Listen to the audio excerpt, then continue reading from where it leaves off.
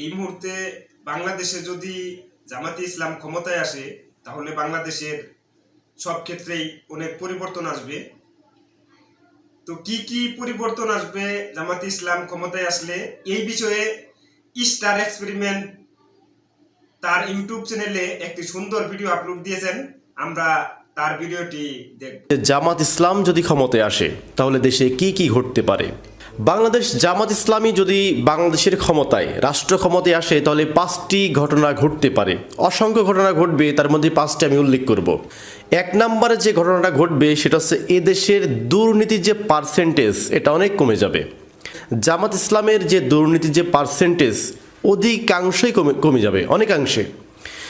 এখন একটা বিষয় বলি যে জামাত ইসলাম যে একেবারেই ধোয়া তুলসী পাতা তা কিন্তু নয়। আমি এর আগের একটা ভিডিও বানিয়েছিলাম যে জামাত ইসলাম হচ্ছে মন্দের ভালো। তো অন্যান্য দল যদি 100% দুর্নীতি করে সেক্ষেত্রে জামাত ইসলামের মধ্যে দুর্নীতি থাকতে পারে 10%। তারপরও 90% দেশের সম্পদ দেশেই থাকবে, জনগণের সম্পদ লুট হবে না, জনগণ তার প্রাপ্য অধিকার ফিরে পাবে যদি জামাত ইসলাম বাংলাদেশের রাষ্ট্র ক্ষমতায় আসতে পারে। এরপর 2 নাম্বার যে ঘটনাটা ঘটতে পারে জামাত ইসলাম ক্ষমতায় আসলে পারে সেটা হচ্ছে ফ্রিডম অফ স্পিচ। এই যে বাক স্বাধীনতা এইটা বহাল থাকবে বা আপনি আপনার ইচ্ছা মতো কথা বলতে পারবেন।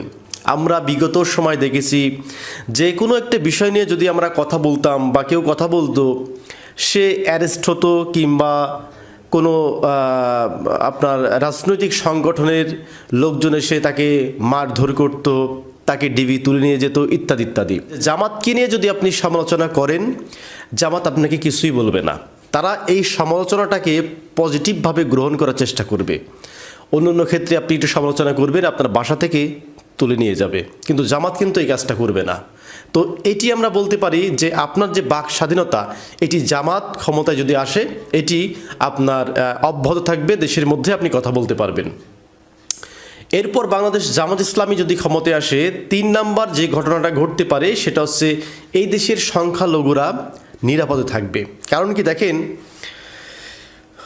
অনেক পলিটিক্যাল পার্টি বাংলাদেশে যারা ছিল বা আছে তারা কি করে জানেন, যে এই যে হিন্দুদের মন্দির ভেঙে অন্য মানে রাজনৈতিকভাবে চালিয়ে দেয় বা এটাকে পলিটিক্যাল ইস্যু তৈরি করে যে হিন্দুদের মন্দিরে আক্রমণ, হিন্দুদের মন্দিরকে পুড়িয়ে দেওয়া হয়েছে।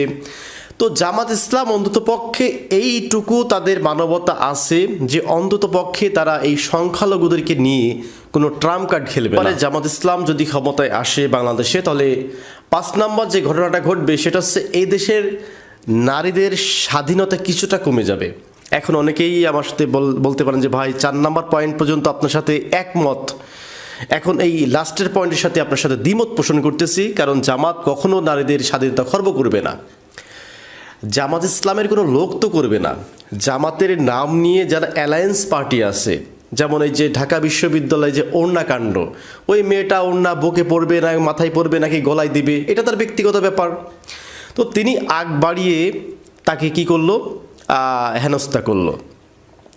এরপর তৌহিদি জনতা তাকে আবার ছাড়িয়ে আনলো। এই যে রিসেন্টলি একটা ঘটনা দেখলাম, জামাতের একজন কর্মী একজন নারীর পেটে কিন্তু লাথি মারছে প্রকাশ্যে। এরপর জামাতি তাকে সাদরে ফুলের মালা দিয়ে বরণ করে এনেছে।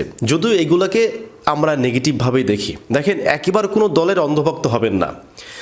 জামাতের মধ্যে যেগুলো ভালো গুণ সেগুলো আপনাকে অবশ্যই অ্যাপ্রিসিয়েট করতে হবে যে এগুলো ভালো। আর জামাতের মধ্যে যেগুলো মনে হয় যে এগুলা বর্তমান সমাজে বর্তমান প্রেক্ষাপটে গ্রহণযোগ্য না, সেগুলোকে বয়কট করতে হবে, বর্জন করতে হবে। তো সেই দৃষ্টিকোণ থেকে বলতেছি যে জামাত যদি এখন যে অবস্থান ধরে আছে এই অবস্থানটা যদি তারা ধরে থাকে এবং তারা যদি পরবর্তী সময়ে রাষ্ট্র ক্ষমতায় যেতে পারে তাহলে পরে এটি নিশ্চিত যে নারীদের যে স্বাধীনতা এই স্বাধীনতা থাকবে না, কিছুটা খর্ব হতে পারে। তো প্রিয় দর্শক, আজকের ভিডিওতে যে 5টি পয়েন্ট তুলে ধরলাম যে জামাত যদি ক্ষমতায় আসে এই 5টি পয়েন্ট বা এই 5টি ঘটনা বাংলাদেশে ঘটবে।